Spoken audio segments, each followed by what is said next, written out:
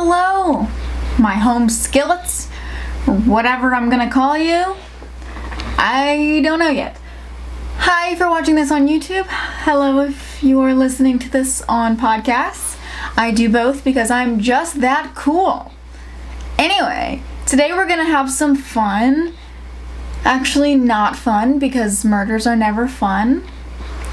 And to be honest, spoiler alert, this one's 15 murders, so great time. It's gonna be really fun. Anyway, this is the crime collection. Woo! I'm pretending like there's like claps going on in the background. Woo! Okay, I'm just gonna get started. This is the case of Andrew Nilsen, also known as the Muswell Hill murderer or the kindly killer, which I'm gonna make fun of you for a second, dude, because I find it really funny. Like, everyone gets like the cool names. Like, I mean, granted, most of the time they like name themselves. Like, BTK named himself, and the Night Stalker. They all name themselves because they're losers. But I'm just really glad that this man got a really bad name. The kindly killer. I'm gonna kill you with kindness. Oh no. Anyway, I just found that really funny. I'm gonna make fun of you. Andrew Nilsen. Tried to call you Dennis. Ugh. Anyway, no respect for Dennis over here. But let's get started. Andrew Nilsen was born on November 23rd, 1945 in Fraserburgh, Scotland. So, we're going off the United States path. His parents' marriage was an unhappy one, and in result, got divorced when Nilsen, or Dennis, we don't have respect in this house. They got divorced when Dennis was 4. Dennis, his mom, and his siblings started to live with his maternal grandfather, whom Nilsen, Dennis, whatever, he adored his grandfather. Nilsen claims that this was his first traumatic event to shape his life when he was a small child. This happened because his beloved grandfather had died, and his strict Catholic mother insisted that he view the body before burial. Whether this incident or his mom and stepfather's lectures on the, quote, impurities of the flesh helped shape him into what was to become, no one really knows, but Dennis claims that his beloved grandfather's unexpected death that happened when he was just 6 years old and the traumatizing viewing of his corpse at the funeral was what led him to his later behavioral psychopathy. Yeah, okay, buddy. Lots of people lose their grandparents when they're young, and they don't go murdering people. I'm pretty sure that's like an average thing that happens in life, and not everyone goes and murders people, but we'll go with that for you, bud. After the divorce, his mom went on to remarry and have 4 more children, leaving Nilsen a withdrawn and lonely child.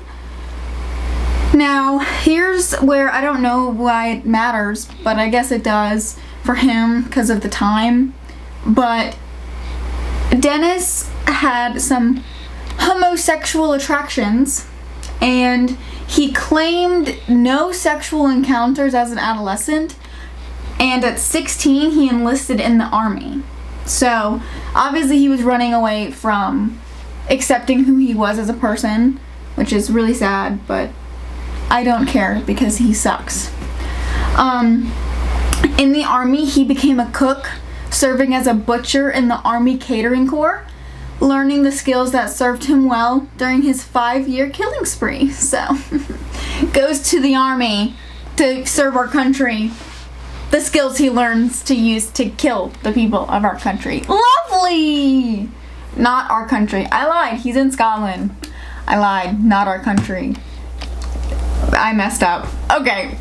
He left the army in 1972 and took up police training, where he discovered his fascination with morgue visits and autopsied bodies. Big surprise considering he saw his grandfather dead when he was 6. That makes a lot of sense.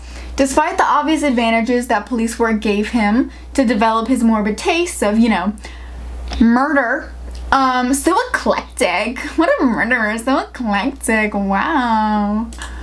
He decided to resign from the police and went on to become a recruitment interviewer instead. So Wilson's first official brush with the police came in 1973. David Painter, who was a young man that Nilsen had met through work, claimed that Dennis Nilsen had taken pictures of him while he was asleep. That's not creepy at all. Painter was so incensed that he required hospitalization as a result of their confrontation. What? Nilsen was brought in for questioning about the incident, but was subsequently released without charge. Just, casual creepy dude taking pictures of you sleeping. Okay, just casually, just regular. I do that all the time. I take pictures of Christian while he's asleep all the time, but that's really average. I don't really know why that requires. Okay, I'm just kidding. That's really creepy. That's insanely creepy. In 1975, he started to live with his roommate, David Gallichan. I'ma say Gallichan. In a garden apartment situated at 195 Melrose Avenue in North London, although Gallichan denied that they ever had a homosexual relationship. Don't know why that was important to add. Okay. This lasted 2 years, and when his roommate David left, Nilsen began his downward spiral into alcohol and loneliness, which happens to culminate in his first murder 18 months later. And here we go to the fun part of the crimes that are disgusting. And sadly, through my research, we're gonna go through all 15. I'm really sorry. But let's start. I'm really sorry in advance. Trigger warning, all the warnings. Okay. Nilsen, Dennis, became increasingly disturbed by his sexual encounters, which only seemed to reinforce his loneliness when they were over. He met his first victim in a pub on December 29th, 1978, and invited him home, as he had on previous occasions with many other people. The next morning, overcome by a desire to prevent the young man from leaving, he strangled him with a tie before drowning him in a bucket of water. Yep. Taking the corpse to his bathroom to wash it, he then placed it back in his bed, later remarking that he found the corpse beautiful. Trigger warning, trigger warning, trigger warning. He attempted to have sex with the body, unsuccessfully though. He then spent the night sleeping next to the dead man. Finally, he hid the corpse underneath the floorboards for, you ready? 7 months? Before removing it and burning the decaying remains in his back garden. This happened in 1978. In January 12th, 2006, it was announced that the victim was identified as Stephen Dean Holmes, who was born on March 22nd, 1964, and was only 14 at the time when Holmes was on his way home from a pop concert. Yeah. Yep, took them that long to figure out who this poor boy was. Between the first and second murders, Nilsen, Dennis, attempted to murder a student from Hong Kong that he had met in the West End. Although questioned by police, the student decided not to prosecute, and Dennis was released without charge. Stuff like that really gets to me, because can you just imagine if they actually did something about that police report, or if the guy he met from Hong Kong decided not to drop the charges? All of this could have been avoided. But no. This is how life works, and things are unfortunate as hell. So, Nilsen also had another close call with the police in October of 1979 when a young student accused Nilsen of trying to strangle him during a bondage play session. Also, again, like we always find out, Despite the students' claims of this, no charges were ever pressed against Nilsen. This reminds me so much of Jeffrey Dahmer and how when, because he had homosexual relationships with men and abused them and did all that. And when the ones that got away went to go get help, and they were like, okay, it's because you're a homosexual. You're all just really weird. Y'all are into really weird stuff. Like, you can't even take this seriously. Who cares who it is? If you're being, like, oh my gosh, if you're being tortured and harmed, it doesn't matter who you are, who you're doing it with. It's ridiculous. See, this is what it reminds me of. And as you'll see, it just keeps sounding more like Jeffrey Dahmer the more we go on. So, fair warning. This is the start of Nilsen's second victim, Canadian tourist Kenneth Ockenden. Kenneth Ockenden. They met at a pub on December 3rd, 1979. Following a day of sightseeing and drinking, which they had ended up at Nilsen's apartment, they were having sexual intercourse when Nilsen succumbed to his fears of abandonment and strangled Ockenden to death with an electrical cable. He cleaned up the corpse just as he did before and shared the bed with him overnight after he was dead. He took photos, engaged in sexual acts, and finally disposed of the corpse under the floorboards. This is really disturbing, as if the rest of it isn't disturbing. He frequently removed the boards to talk to the dead body as if he was still alive. Just casually. This victim, Kenneth, was one of the few murder victims who was actually reported as a missing person, which is so sad to me that only a few of these people were ever actually, people were actively trying to find them. He was one of the few. But, my camera's gonna die! My camera died.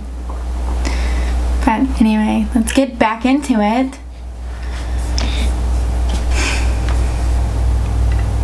Please.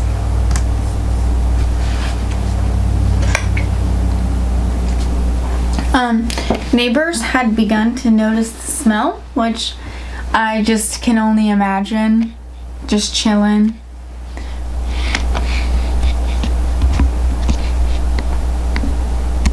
Which I could only imagine just being in your house and all of a sudden you smell decaying bodies.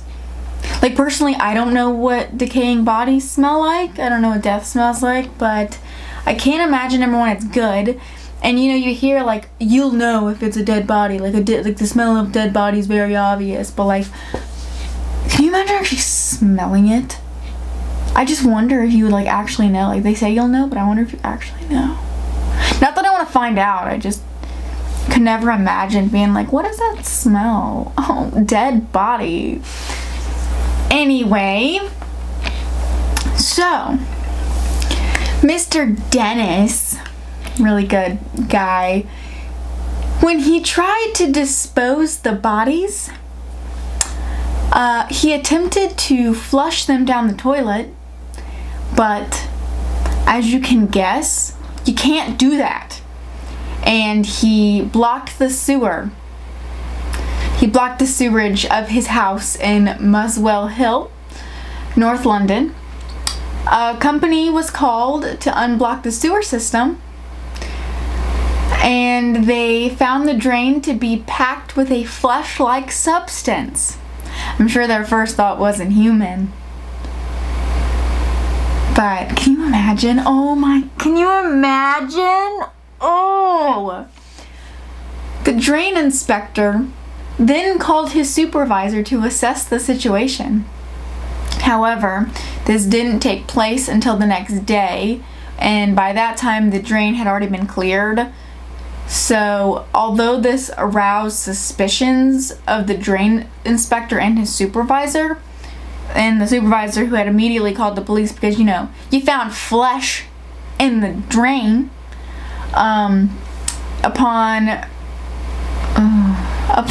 closer inspection, some small bones and what looked like chicken flesh were found in a pipe leading off of the drain. And as you guessed it, there's an eyelash in my eye. Not as you guessed it. That's not as you guessed it. But it was later found to be human remains. Yeah. I'm sure that poor inspector was like, please be anything but a human. And then to find out later, like, that's what it was. It was a human. Actually, multiple humans. I would not be okay. His third victim, which was about 5 months later, was Martin Duffy, who was a homeless 16-year-old. He had invited him to spend the night on May 13th, 1980. As with his first victim, Dennis strangled him and drowned him before bringing him back to bed and, trigger warning again, masturbated all over the teenager's corpse. Duffy was kept in a wardrobe for 2 weeks before joining Ockenden under the floorboards. Is this like some telltale heart stuff? Like, is like the clock gonna start ticking and the heartbeats are gonna start beating? I'm waiting for that. His next victim was sex worker Billy Sutherland, who was 27 from Scotland, and he also, as with many others before and after him, had the misfortune of following Nilsen home one night. Dennis could not remember how he murdered Sutherland. However, it was later revealed that the victim had been strangled by someone using their bare hands.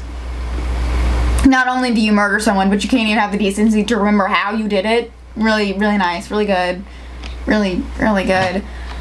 Another one of his victims, 24-year-old Malcolm Barlow, was an orphan with learning disabilities, who was also strangled to death.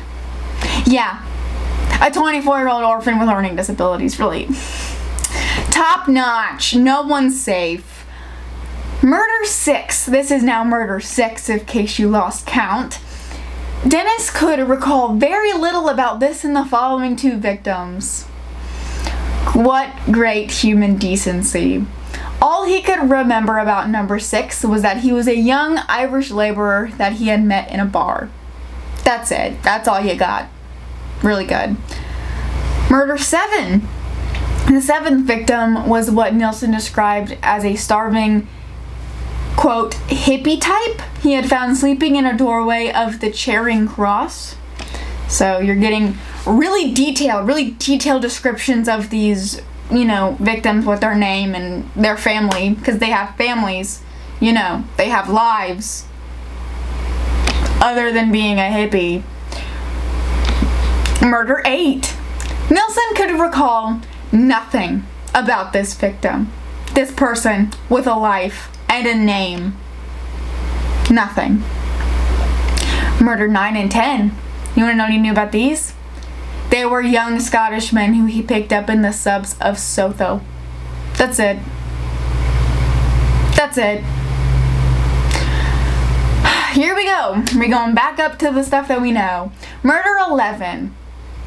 Dennis picked this victim up at Piccadilly Circus, and this man had a tattoo around his neck saying, quote, cut here. He had boasted to Nilsen how tough he was and how he liked to fight. However, once they got drunk, he obviously proved no match for Nilsen, who had hung his naked torso in his bedroom for 24 hours before he was also buried under the floorboards. This makes me want to check all the floorboards of every house I go into now. Really, really thanks for that. At some point between murder 6 and 11, On November 10th, 1980, a potential victim of Dennis's woke up while being strangled and was able to actually fend off of his attacker. "Screw you, Mr. Dennis. You get what you deserve. You should have been strangled as well." Although he called the police immediately after the attack, you ready? Ready? No action was ever taken by the officers. You want to know what it was? The same thing that happened with the victims of Jeffrey Dahmer. They considered the incident to be a domestic disagreement between two homosexual lovers. Are you kidding me? Why? Why is this so common? Why is this so common? It's disgusting. Murder 12. At least we're in the home stretch here. Murder 12. The 12th victim and the last victim before Nilsen moved home was a man named Malcolm Barlow. He was murdered on September 18th, 1981, when Nilsen found him in a doorway not far from his own home. He took him in and called an ambulance for him. When Barlow was released the next day, he returned to Nilsen's home to thank him. Yeah, this really confuses me because you're gonna be a good person for a second and then just be complete you know what? Ugh. So he went home to thank him and was pleased when he was invited in for a meal and a few drinks. But alas, poor Malcolm Barlow was murdered that night. Then Mr. Dennis moved to a new house in Muswell Hill in October of 1981. Nilsen met a student in a bar in Soho and invited him back to his new home like so many others. The student awoke the next morning with little recollection of the previous evening's events and later went to see a doctor because of some of the bruising he had appeared on his neck.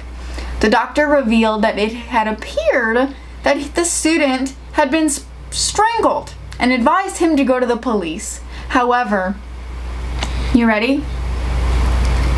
Afraid of his sexual orientation being disclosed, he didn't go to the police. Yep. Following that attempted murder, Nilsen met a drag queen in a pub in Camden. After passing out from strangulation, he came to while Mr. Dennis was trying to drown him in a bath of cold water. But luckily, Miss Queen managed to fight off Dennis. So, go off. By 1981, Dennis had killed 12 men in the apartment, and only 4 could be identified. Given his thing for preying on the homeless and unemployed in a large city, this is definitely less surprising than it would be if it was a small community where everyone knew each other. But in 1981, Nilsen moved to an upstairs flat. As his murders continued, he started to find it difficult to dispose of the remains, and he began to have suitcases full of human organs stored in his wardrobe in plastic bags with human remains under floorboards. Neighbors had begun to notice the smell. Can you imagine? Can you imagine being the neighbor and you're just like, Dennis claimed that he went into a killing trance and on several occasions actually freed the men rather than complete the act of killing because he was able to snap out of it. But the majority of victims were not so lucky, so I'm not going to give him a pass. I'm like, oh, well, good for you for just, being able to get out of the trance and save these people. No, you're an awful human being. Regardless, get help if you have these trances. Get help. Go to a mental institution. Don't kill people. So, it's just gonna... This one's such a doozy. To get rid of the corpses, Dennis was forced to stuff him under the kitchen sink as he was rapidly running out of storage space. Yep, he ran out of space for his dead bodies. Well, I don't know about you, but underneath my kitchen sink, there's like cleaning supplies and stuff. But children's dead bodies work too, I guess. Yeah. You ready? You ready for this part? 6 bodies were hidden around his apartment. Yeah. He was forced to spray his rooms twice a day to get rid of the flies that were hatched from the decomposing bodies. So of course, the neighbors were like, oh my God, what is that smell? And Dennis had to convince them that it was stemming from structural problems within the building. Yeah, you stuffing dead bodies in it. That's the problem. So, to get rid of these corpses, he would remove his clothing and dismember them on the stone kitchen floor with a large kitchen knife. Also, sometimes boiling the skulls to remove the flesh. Oh, this is hard to read. He also placed organs in plastic bags for disposal. He buried limbs in the garden and in the shed, stuffed torsos into suitcases until he could burn the remains in a bonfire at the end of his garden. And on occasions, he would burn fires all day without raising suspicion from his neighbors somehow. Don't know how. I guess you can just have a bonfire throughout the day. I don't know. He generally crushed the bones once the fire had consumed the flesh, and police ended up finding thousands of bone fragments in the garden during the later forensic examinations. This is so disgusting to me. I don't know about y'all, but this is making my stomach turn. This is nasty. In 1982, in a desperate attempt to stifle his homicidal behavior, Dennis moved into a top floor apartment at 23 Cranley Gardens, Muswell Hill, which is also in North London, because this had no garden and no convenient floorboards. I don't know, am I supposed to give you a round of applause? Am I supposed to say congratulations for at least trying? The right thing to do would get help. Maybe turn yourself in. I don't really think just moving apartments so that it's harder to hide your bodies and kill people is going to do much for your desire to kill people, but F for effort, because you're an awful human being. But alas, as you can imagine, he was unable to quell his impulses, so 3 more victims were killed in his apartment. So, yeah. This is where we get to murder 13. John Howlett was the lucky number 1 to be murdered in Nilsen's new Muswell Hill home. Howlett was one of the few who was actually able to fight back, though, which is, I'm really proud that, someone at least gave him a little bit of hell in there. But Dennis had taken a disliking to him, and so he determined that he should have to die. There was a tremendous struggle, and at one point, Howlett even tried to strangle Nilsen back, which is really cool. And honestly, if it were my way, when he gets caught, he actually gets caught, at least, spoiler alert, he gets caught. But that's how he should have to die. Personally, hopefully that's not too controversial. No, you killed a bunch of people by drowning them and strangling them, so you should have had to be murdered by strangulation. But maybe that's really harsh. I'm not even gonna say sorry, because 15 people died.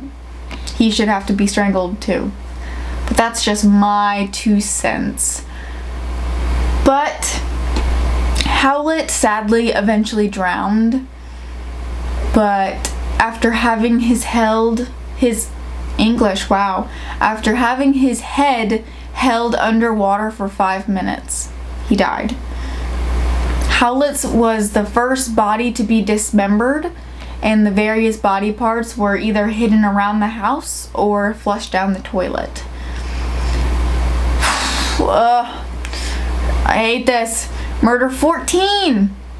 Graham Allen was another homeless man who had met Dennis in Shaftesbury Avenue, and after murdering him, Dennis left Allen's body in the bath.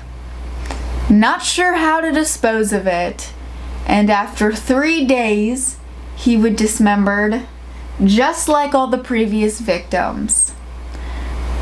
I hate this. It's so nasty, and there's so many of them. It's just like, But we're at the last one. We're done. We're done after this one though. So thanks. Murder number 15, the final murder. Dennis's final victim was a drug addict with the name of Stephen Sinclair. That's a really cool name. Stephen Sinclair. It's like a really cool name. They met in Oxford Street, and Sinclair managed to scrounge a hamburger off of Dennis, who then suggested that they go back to his place.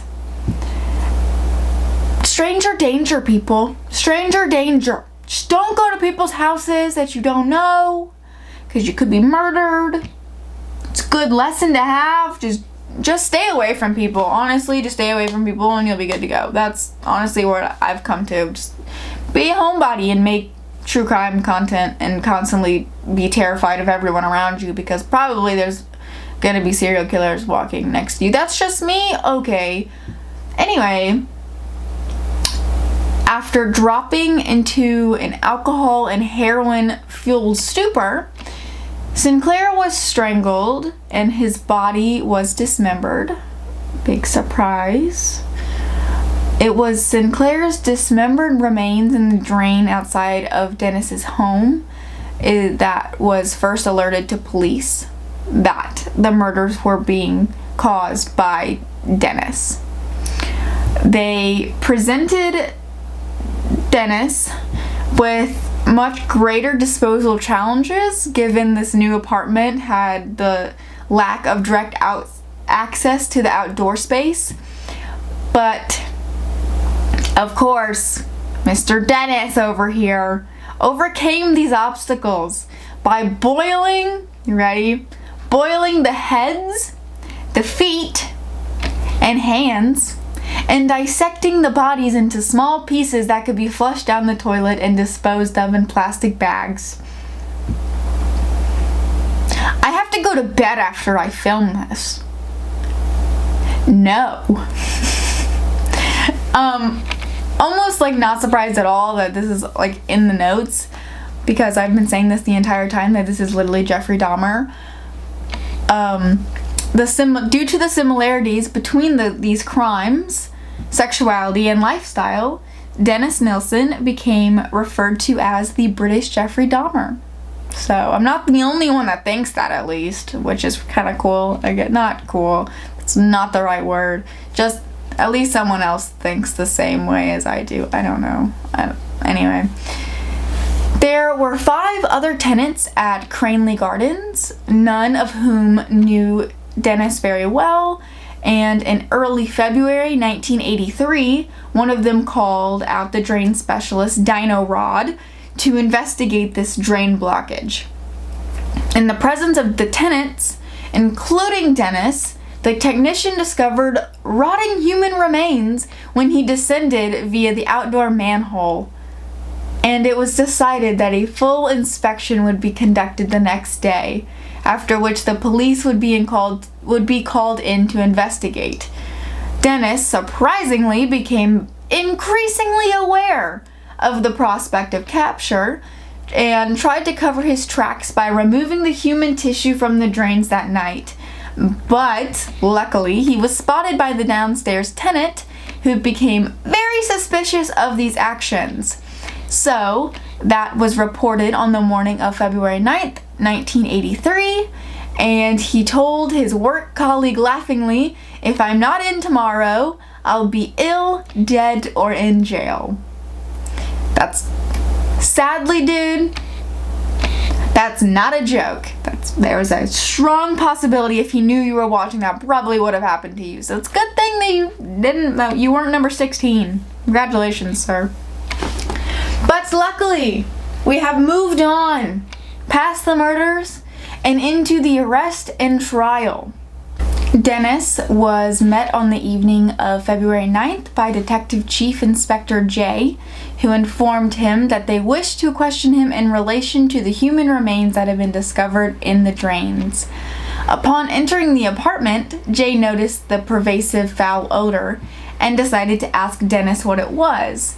At this point, he calmly confessed that what they were looking for was stored in bags around the apartment, and they included 2 dismembered heads and other larger body parts. Calmly, cool as a cucumber, yeah, I have dead bodies in my house. That's the foul smell you're looking for. Don't worry. I'll show you right where they are, sir. Upon his arrest, our lovely Sir Dennis immediately provided exhaustive details about his killing spree, admitting to 15 young men being killed, and despite receiving a legal caution, he also decided to admit to the attempted murder of 7 others, although he could only name 4 of them. Really good. Can't even remember your victims' names. Really stand-up guy over there. At no point did he show any remorse and appeared eager to assist the police with the building evidence against him, even taking them to his old address to point out the specific disposal details. So at least you're making it easy on the police. I mean, a lot of people be like, I'm not telling you nothing, but also screw you, because I know it's just to get the notoriety of being disgusting. So I take back the thank you. You're an awful human being. I hope you rot. Dennis was arrested officially in 1983 on the suspicion of these multiple murders.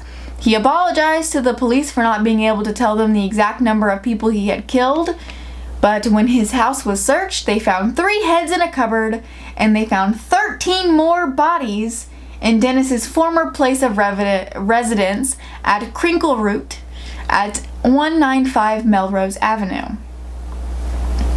Lovely. I feel awful. These police officers and detectives really need some free therapy or something, because I can only imagine what that was like. It'd be awful. Absolutely awful. But moving on, after the confession, our lovely Dennis was held at Brixton Prison pending trial. While there, he wrote over 50 notebooks of his memories to assist the prosecution, and also drew what he referred to as, quote, sad sketches, which detailed his treatment of some of his victims. He seemed ambivalent about his fate, and at turns without remorse, and then showing concern about public attitudes towards him. Yeah, you're gonna be really worried about attitudes towards you when you murdered people and are now getting consequences for it. Yeah, you deserve to be pretty much hated completely by the public. I think that's pretty reasonable. Oh, and now we're becoming Ted Bundy, because he decided to fire his legal counsel, then rehired them, and then fired them once again shortly before he went to trial. Hey Ted Bundy, what's up? His trial commenced on October 24th, 1983, and Dennis was charged with 6 counts of murder and 2 charges of attempted murder. He pleaded not guilty to all charges, citing diminished responsibility due to mental defect. Yeah, you seem like a mentally unstable psychopath, but perfectly fit to stand trial with your sad sketches telling the stories of how you murdered these people. Yeah, I think you're okay.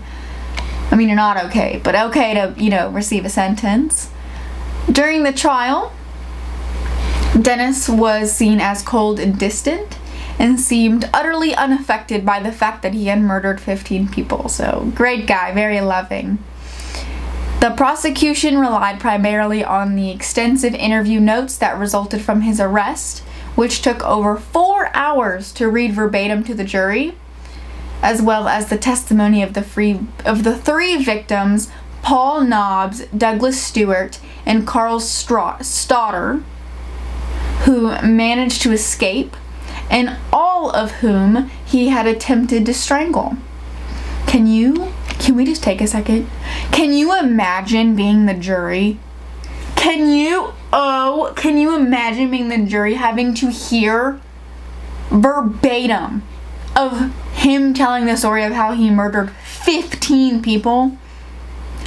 Now that you would need some free therapy for.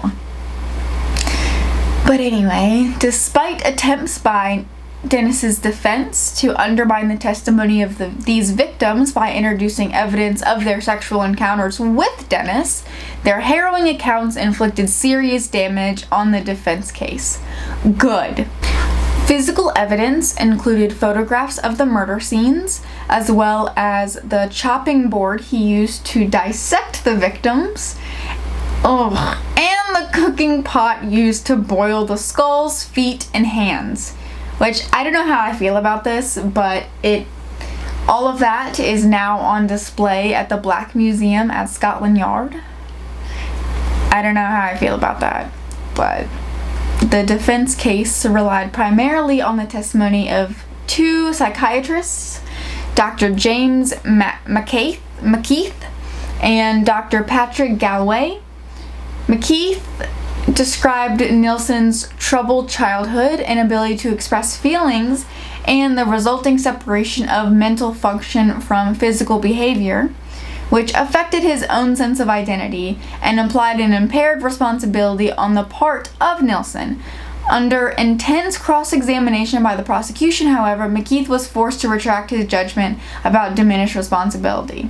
Yeah, because you murdered 15 people. I don't care. I literally don't care. You're awful. You deserve to rot in prison. Or like I said before, you can get strangled. Oops. Just like if I was like one of the guards, I'd be like, and let them handle it. It's fine. Oops. The second psychiatrist, Galloway, diagnosed Dennis as suffering from, quote, false self syndrome, characterized by outbreaks of schizoid disturbances, which made him incapable of premeditation. But most of his testimony was extremely technical, even giving the judge cause to question Galloway's complex diagnosis. I mean, sure, he has that. Oh well, he still did it. The prosecution called Dr. Paul Bowden as a rebuttal psychiatrist who had spent considerable time with Dennis, finding no evidence for much of the testimony put forth by the defense psychiatrists. He stated that Dennis was manipulative with some signs of mental abnormality, but nevertheless still cognizant of and responsible for his actions. Good. Get that man to be held responsible. Wait, what is it? Actions get I feel really, it's late, okay? I don't even know what that saying is. Anyway, you know what I mean. During the summing up of the case, the judge dispensed with the majority of the psychiatric jargon that had perplexed the jury. He had instructed them that a mind can be evil without being abnormal, which I really like that, actually. The jury retired on November 3rd, 1983, but were unable to reach a unanimous verdict. How? The following day, the judge agreed to accept a majority verdict, and at 4:25 p.m., they delivered a verdict of guilty on all 6 counts of murder. Good. If he had gotten innocent or not guilty, I would have gotten up and flipped my whole setup right now, easily. The judge sentenced Dennis Nilsen to life in prison without the eligibility for parole for at least 25 years. So he was sentenced to life in prison. Dennis's minimum term was set at 25 years by the trial judge, but the Home Secretary later imposed a whole life tariff, which meant that he would never be released. But after the Home Secretary was stripped of his powers to set minimum terms in November of 2002, Nilsen could be freed of his life sentence in 2008 because of the original 25-year minimum sentence. But alas, oh well, Nilsen died in prison in 2018. Dennis's inquest at Hull Coroner's Court heard he spent his final hours lying in his own filth as he suffered of a ruptured abdominal aortic aneurysm. He spent his final hours in his cell in, quote, excruciating pain with internal bleeding. His medical cause of death was given as a pulmonary embolism and retroperitoneal hemorrhage. Thanks, Grey's Anatomy, for being able to pronounce that. Linked to the ruptured aneurysm. Sorry. A report from the prisons of probation stated that Nilsen had been left, quote, deteriorating for 2.5 hours, end quote, after rejecting the opportunity to be seen for longer in the healthcare wing on the morning of May 10th of last year. It also stated that the treatment he initially received in prison was, quote, commiserate? I feel really dumb for not knowing how to say this. Commensurate. Okay. That. It also stated, please don't make fun of me for that. I'm really sorry. Quote, commiserate with that which he would have received in the community. And to end this off, recording his verdict, Hull Coroner Professor Paul Marks said, quote, Dennis Andrew Nilsen died of natural causes, end quote. So yeah, a big screw you to Mr. Dennis Nilsen. May you rot in wherever you are. And I'm glad that these 15 people, along with who knows how many victims of sexual assault and almost being murdered, survivors of him, I'm really glad they finally got justice. Even though you didn't get strangled to death, like I kind of hoped you would, but like I don't think I'm allowed to say that. So if you heard that, just pretend you didn't hear that, but I just find him disgusting and despicable, so sorry.